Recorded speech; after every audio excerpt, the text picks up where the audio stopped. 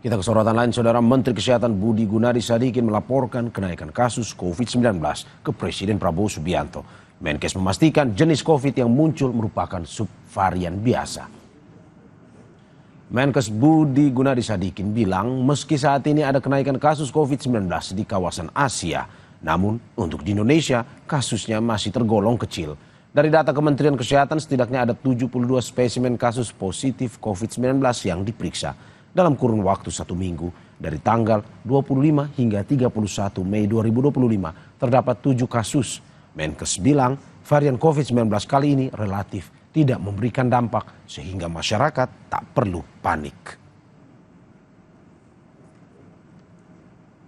Jadi yang nomor satu itu mengenai COVID, beliau tanya seperti apa.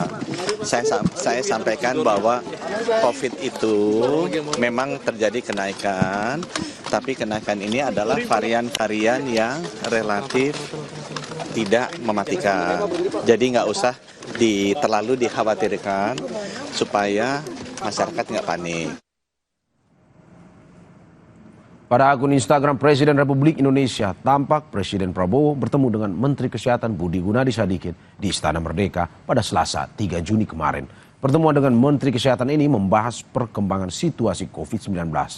Pertemuan bertujuan untuk mengantisipasi potensi lonjakan angka kasus. Pemerintah juga mengimbau masyarakat terus menjaga kebersihan dan kesehatan.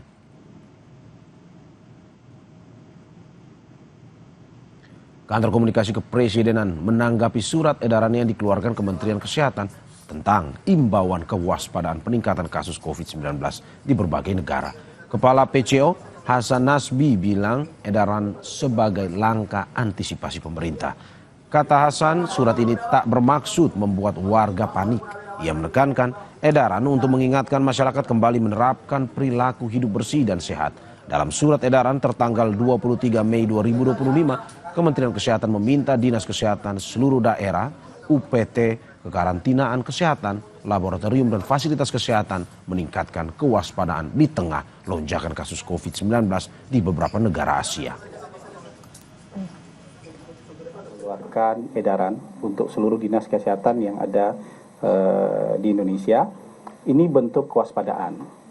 Karena kita sadar di beberapa negara tetangga ada peningkatan kasus COVID lagi. Di negara kita juga ditemukan beberapa kasus positif.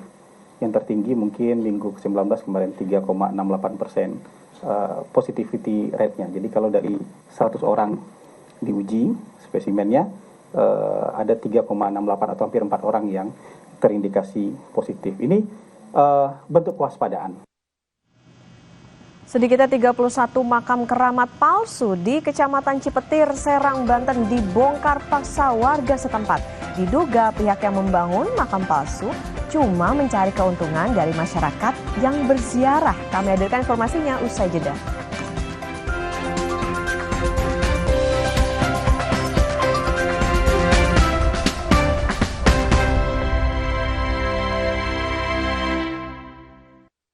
아이두알리마 칼슘 콜라겐